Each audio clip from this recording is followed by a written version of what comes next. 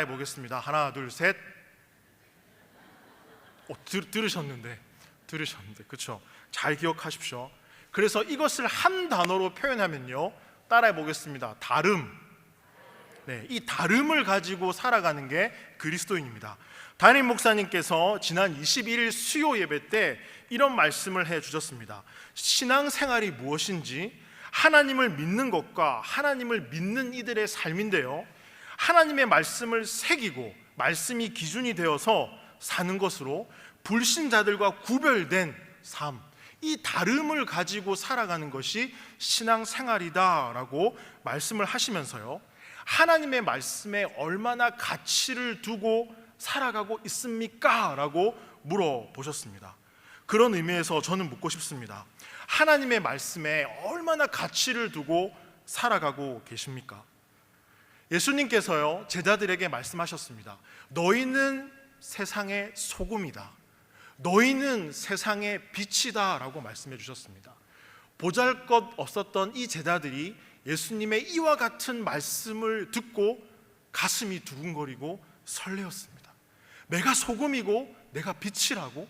그러면서 예수님께서는 본인의 생명을 내어주심으로 세상을 성화시키는 소금이 되셨고요, 세상을 밝히는, 세상의 어둠을 밝히는 빛이 되어주셨습니다. 그분의 삶이요. 제자들이 그 삶을 보면서 얼마나 두근거렸습니까? 그런 의미에서 저는 여러분들에게 묻고 싶습니다. 오늘도 여전히 주님은 우리에게 묻습니다. 우리를 향해서 세상의 소금이다, 빛이다 라고요. 그러면 우리들의 삶을 움직이는 수많은 요소들이 있는데요, 대표적으로 어떤 것들이 있을까요? 여러분들의 삶을 움직이는 거, 움직이게 만드는 거, 그게 무엇입니까? 조금 더 쉽게 말씀을 드리면요, 저마다 삶의 가치를 두는 포인트가 있습니다. 포인트가 무엇을 가까이 하십니까? 그것을 보게 되면 이 사람이 무엇을 평소에 중요하게 여기며 살아가는가, 그것이 보인다라는 것입니다. 그런데 여러분, 정말 중요한 일을 하려면 계획을 세운다고 될까요? 결심을 한다고 될까요? 의지를 가진다고 될까요? 아닙니다. 그것만으로는 부족합니다. 오늘 함께 읽었던 여호수아 1장 8절 말씀, 형통한 이 삶을 살고자 한다면 무엇이 필요하겠습니까? 하나, 둘, 셋. 말씀 안 드리겠습니다. 여러분, 무엇이 필요하겠습니까? 따라해 보겠습니다. 약속. 이 약속의 의미를 알아야 됩니다. 여러분, 제가 이렇게 예를 들어 설명해 드리겠습니다. 한 권사님이 계셨어요. 한 집사님을 주일 1층 식당에서 1시에 이 집사님을 만나기로 하셨습니다. 그런데 기다려도 이 집사님이 오지 않는 겁니다. 그래도 끝까지 기다리시겠죠. 왜요? 약속을 했으니까요. 그렇죠? 약속을 했기 때문에 늦어도 온다는 믿음이 있기 때문에 이 권사님은 기다립니다. 그런데 약속도 하지 않고 무작정 1시에 가서 올 때까지 계속 기다립니다. 올까요? 아니요. 이건 헛된 기다림이죠. 여러분, 사람들은 종종 착각해서요, 이렇게 말하곤 합니다. 너 지금까지 정말 잘 버텼어. 너 지금까지 정말 너무 수고했어. 그래, 정말 수고했어. 열심히 살았어. 여러분, 시간의 길이가 중요할 수도 있겠지만 더 중요한 것은 그 살아온 시간 가운데 약속이 있는가입니다. 그리스도인이라면요, 이 약속이 있어야 됩니다. 이게 무슨 의미인가 하면요, 무엇을 붙들고 지금 이 시간까지 살았는가입니다. 여러분, 그리스도인이라면 무엇을 붙들고 기다리며 내가 이 시점에 오늘을 살아가고 있는가입니다. 여러분, 믿음을 가지고 신앙생활 하는 것도 그렇습니다. 하나님을 믿고 다름을 가지고 살아가는 이 그리스도인들이요, 졸음이 오면, 예배 때 잠이 오면, 여러분 이런 경험 있으시죠? 허벅지를 꼬집습니다. 아무도 없는 것처럼 얘기하시네요. 자면 안 돼. 막 꼬집죠. 잠을 깨려고 참습니다. 어떻게든 예배를 드리려고요. 여러분, 이렇게 참고 살아가는 것이 여러분들이 알고 있는 믿음 생활이 아니라는 겁니다. 참고 기다리는 것이 성경이 말하는 기다림이 아니다라는 겁니다. 진정한 웨이팅은요, 여러분, 음식점 가면 웨이팅 시간 기다리시죠? 아주 즐겁게 기다리시죠? 아닌 것처럼 그렇게 저를 보십니까? 진정한 웨이팅은요, 내 안에 약속이 있는가, 내가 이 약속, 하나님의 말씀의 뿌리를 내리고 있는가를 점검해 봐야 됩니다. 여러분, 성경이 말하는 기다림은요, 나의 시도를 내려놓고 하나님의 시도를 기다리는 것입니다. 이게 진정한 성경이 말하는 의미입니다. 그래서 내 안에 약속이 있는가, 내가 오늘도 이 약속을 붙들고 이 하루를 살아가고 있는가, 이것을 날마다 점검해야 됩니다. 점검해야 됩니다. 네. 너무 흥분했습니다, 제가. 네. 자, 그래서 여러분, 성경이 정말 중요합니다. 여러분 앞에 놓여있는 이 성경책은요, 약속의 책입니다. 창세기부터 계시록까지 약속 투성이의 책입니다. 그래서 여러분, 말씀을 읽지 않으면서 목사님 믿음이 약해지는 것 같아요, 신앙이 흔들리는 것 같아요 라고 말하는 것은요, 약속 없이 누군가를 기다리는 것과 같습니다. 약속 없이요. 여러분, 사도 바울은요, 복음을 전했습니다. 그리고 이 복음의 열매가 엄청났죠. 이유는 단 하나입니다. 바로 약속의 말씀을 붙들었기 때문입니다. 사도행전 20장 24절에 보시면, 내가 달려갈 길과 주 예수께 받은 사명 곧 하나님의 은혜의 복음을 증언하는 일을 마치려 하매는 나의 생명조차 조금 더 귀한 것으로 여기지 아니하노라. 주 예수께 받은 사명 곧 하나님의 은혜의 복음을 증언하는 일을 마치려 하매는, 여러분, 기독교의 시작은요, 약속에서 출발합니다. 하나님께서 말씀으로 창조하셨습니다. 하나님께서 보시기에 좋았다고 말씀하십니다. 선악을 알게 하는 열매를 먹지 말라라고 말씀하십니다. 복을 주시겠다라고 말씀하십니다. 너의 삶을 책임지겠다라고 말씀하십니다. 너를 인도하고 네가 살아갈 수 있는 것을 때마다 채워주겠다라고 말씀하십니다. 아무도 아멘을 안 하시네요. 이런 약속들로 가득 차 있습니다. 여러분이 오늘 이 시간 이 예배 자리에 왜 나오셨습니까? 하나님의 약속 때문입니다. 요한복음 4장 23절 말씀, 아버지께 참되게 예배하는 자들은 영과 진리로 예배할 때가 오나니 곧 이때라. 아버지께서는 자기에게 이렇게 예배하는 자들을 찾으시느니라. 누가요? 하나님이 찾으신다고요. 우리가 이 자리에 있는 거 아닙니까? 저와 여러분들 모두 이 약속의 말씀을 믿기 때문에 이 예배의 자리에 나옵니다. 갈 데가 없어서 오신 분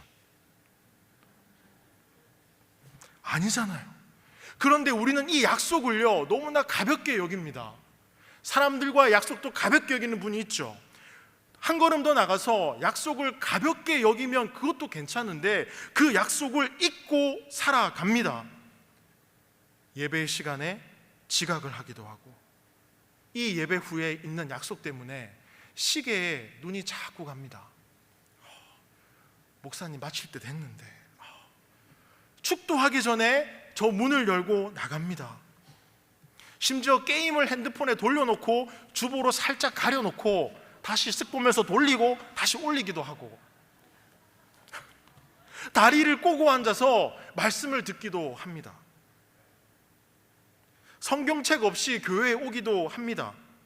수시로 예배당 밖으로 나갔다가 들어왔다 하기도 합니다. 이런 분들이 잘못했다라고 말하는 것이 아니라, 여러분, 이런저런 다양한 이유들로 이 예배당 앞에, 이 예배당에 들어와서 하나님 앞에서 우리의 상황을 끊임없이 얘기하면서 우리는 이 예배를 드립니다. 약속을 잊고 살아가기 때문입니다. 약속이 없기 때문입니다. 약속을 한 번쯤 기억하고요, 다양한 이유들을 말하지 말고 이 예배 자리에 나오면 어떨까요? 이런 이유 저런 이유 말고요, 그저 나와서 그저 예배를 드릴 수만 있다면 가슴이 아프죠. 저도 부끄러운 고백 하나 할까요? 너무 피곤한 어느 날이었습니다. 수요 오전 예배 잠을 자지 않았습니다. 버텼습니다. 은혜가 되었죠. 저녁 예배 잠이 몰려오더라고요. 허벅지를 꼬집었습니다. 계속 졸음이 쏟아지더라고요. 그러다 눈을 떴는데 담임 목사님과 눈이 마주쳤습니다.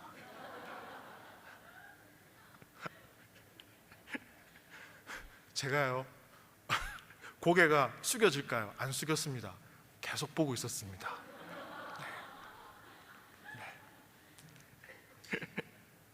여러분, 저도 그렇더라고요. 저도 잠이 오면 이길 수가 없더라고요. 여러분, 왜 예배할까? 왜 예배할까? 스스로에게 좀 물어보십시오. 왜 예배의 자리에 나오는가? 한 번쯤 물어보시고, 우리가 정말 이렇게 주님께 집중하고 예배를 드릴 수만 있다면 그 예배가 얼마나 은혜가 될까요? 여러분, 기도는 왜 하십니까?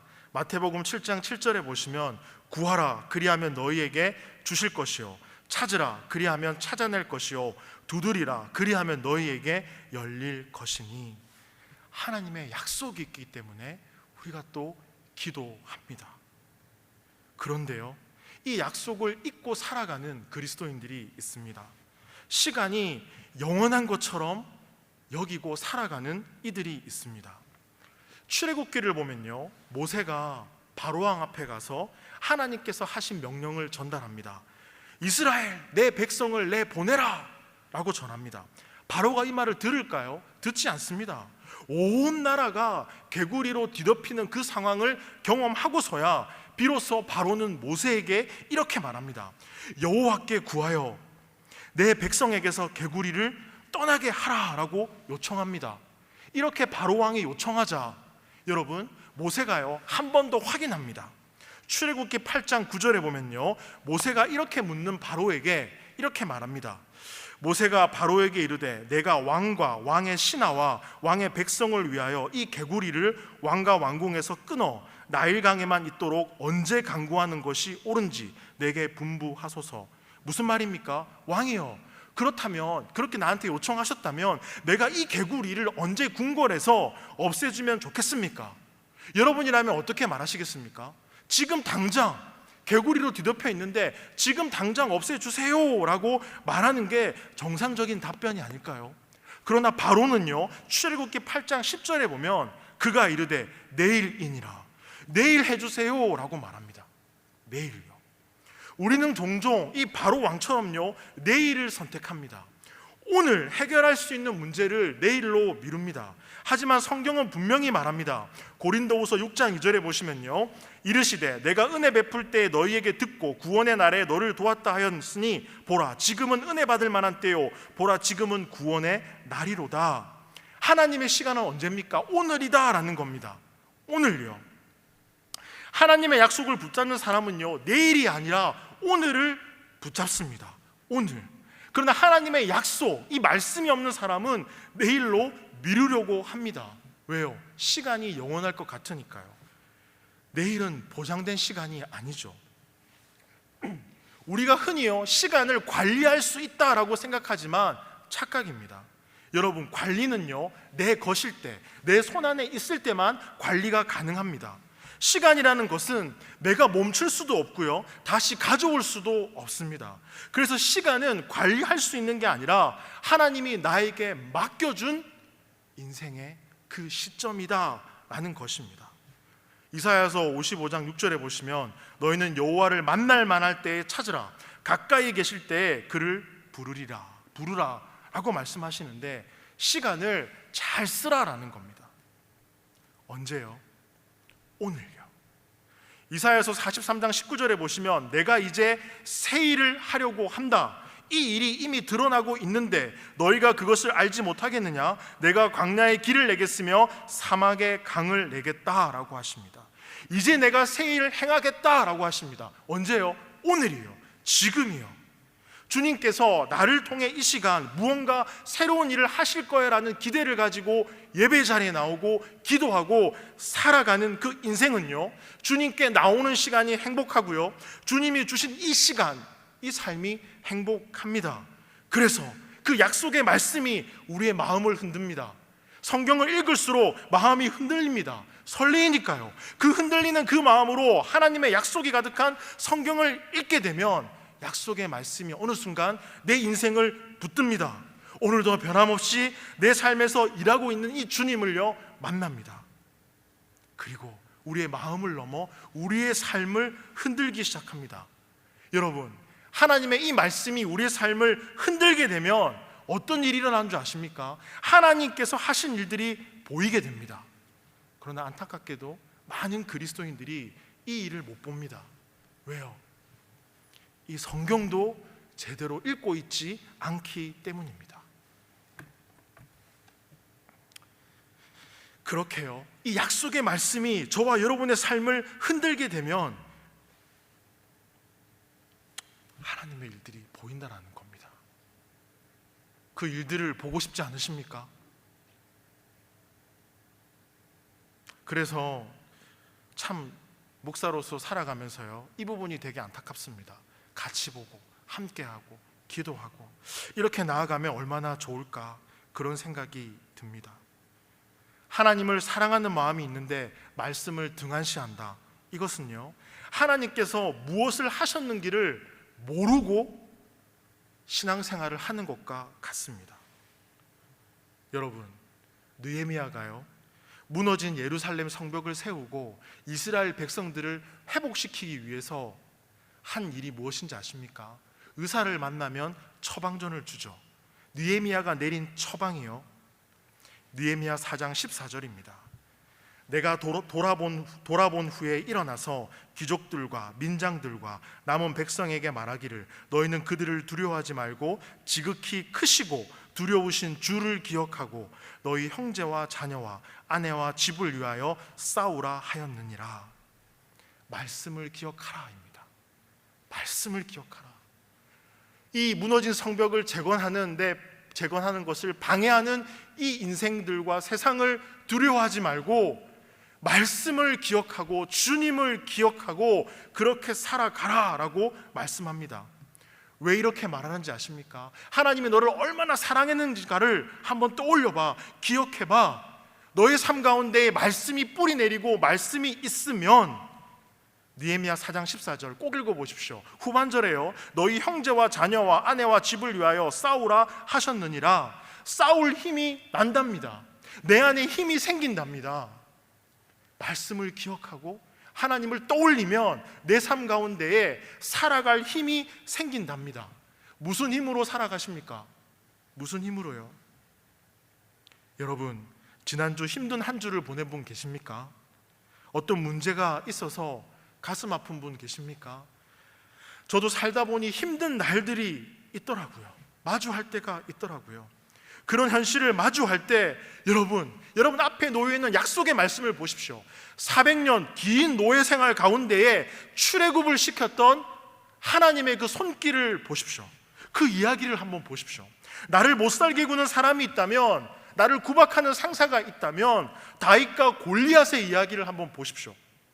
절대로 해결될 것 같지 않는 문제 가운데 계시다면 여리고성 이야기를 읽어보십시오. 하나님이 뭐라고 하십니까? 내가 칼과 창을 사용해서 이것을 무너뜨렸느냐? 아니지 않느냐? 너희의 발걸음으로 무너뜨리지 않았느냐? 아무것도 없은 것 같지만 너희는 그렇게 내 말을 의지하고 말씀의 뿌리를 내리고 살아갈 때 출애굽했던 이스라엘 백성들의 그 은혜, 전쟁을 승리하게 했던 그 은혜, 성을 무너뜨린 그 은혜를 너희 삶 가운데 맛보아 알게 될 것이다 라고 우리를 통해 말씀해 주십니다. 우리가 무엇인들 못하겠습니까? 하나님께서 우리에게 말씀을 기억하라 라고 하신 이유가 여기에 있습니다. 여러분, 그리스도인들의 믿음은요, 이렇게 해서 자랍니다. 다름이 있으십니까? 다름. 어떤 다름이십니까? 로마서 10장 17절에 보시면, 그러므로 믿음은 들음에서 나며 들음은 그리스도의 말씀으로 말미암느니라. 아멘.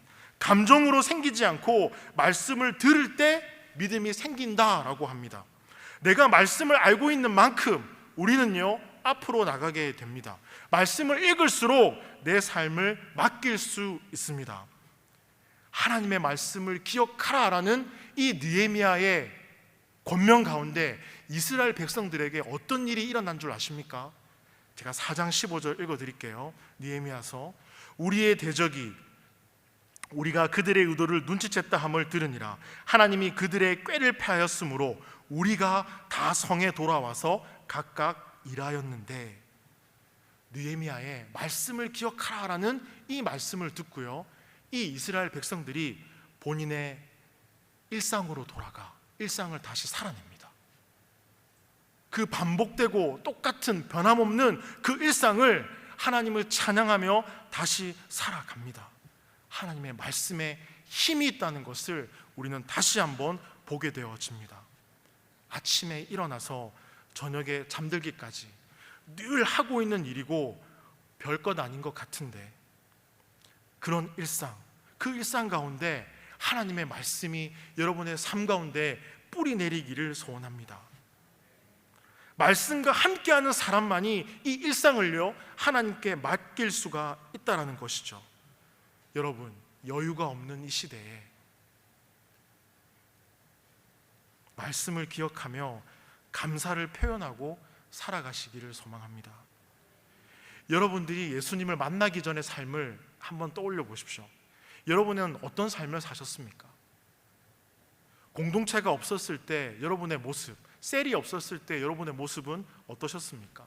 기관에 소속되지 않았을 때 여러분의 모습은 어떠셨습니까? 세상을 향한 어떤 원망을 가지고 살았던 그때의 모습은 어떠셨습니까? 그리고 지금 오늘을 살아가는 여러분의 삶은 어떠십니까? 목사님, 아직 가야 할 길이 멀어요 라고 말하시는 분 있을 것 같습니다. 그런데 분명한 것은 이제는 더 이상 과거의 그 어떤 자리에 머물러 있지 않다는 것입니다. 지금 이 예배의 자리에서, 일상의 자리에서 여러분들이 믿음을 지키고 있다는 것 자체가 하나님과 함께하고 있다는 증거다라는 겁니다. 여러분들이 누구신지 아십니까? 하나, 둘, 셋, 그리스도인이십니다. 그리스도인. 예수 그리스도를 주로 고백하고 복음을 듣고 성령으로 변화되어 이 땅 가운데 말씀을 따라 다름을 선포하며 내 삶으로 주님을 증거하는 그리스도인이다라는 것입니다. 부끄러우면 부끄러울 줄 알고, 잘못했으면 잘못한 걸 알고, 칭찬을 받으면 감사할 줄 알고, 사랑하며 위로하며 함께 울고 웃고요, 이 세상을 향해 주의 말씀을 가지고 하나님을 증거하며 살아가는 그리스도인이다라는 것입니다. 여호수아서 1장 8절을 보십시오. 무엇을 가까이 하십니까? 누구와 함께 살아가고 계십니까? 그렇게 주님과 함께 이 땅에서 행복하게 그 그리스도인의 삶을 진실하게 살아가시기를 소망합니다. 이 말씀 기억하시면서요, 우리 함께 기도했으면 좋겠습니다. 하나님 감사합니다. 오늘 여호수아 말씀을 읽었습니다. 이 율법책을 내 입에서 떠나지 말게 하며 주야로 그것을 묵상하며 그 안에 기록된 대로 다 지켜 행하라. 그리하면 내 길이 평탄하게 될 것이며 내가 형통하리라. 그렇게 주의 말씀을 붙들고 약속의 말씀을 기억하고 그 약속의 뿌리를 내며 살아갈 수 있는 우리 온누리교회 모든 성도님들 될 수 있도록 주여 인도하여 주시옵소서. 오늘도 말씀을 붙듭니다. 내일도 그 말씀을 붙듭니다. 그 말씀 안에서 예배하며 기도하며 하나님 나라를 그리며 이 땅에서 진실되게 살아가는 하나님의 자녀요 그리스도인의 그 삶을 살아내는 우리의 삶이 되도록 인도하여 주시옵소서. 주님께서 몸소 십자가에서 보여주신 진실한 그 사랑 가운데 엎드려 감사하며 살아가는 우리의 삶이 되도록 주님 인도하여 주옵소서. 감사합니다. 사랑합니다. 예수님의 이름으로 기도합니다. 아멘. 말씀 기억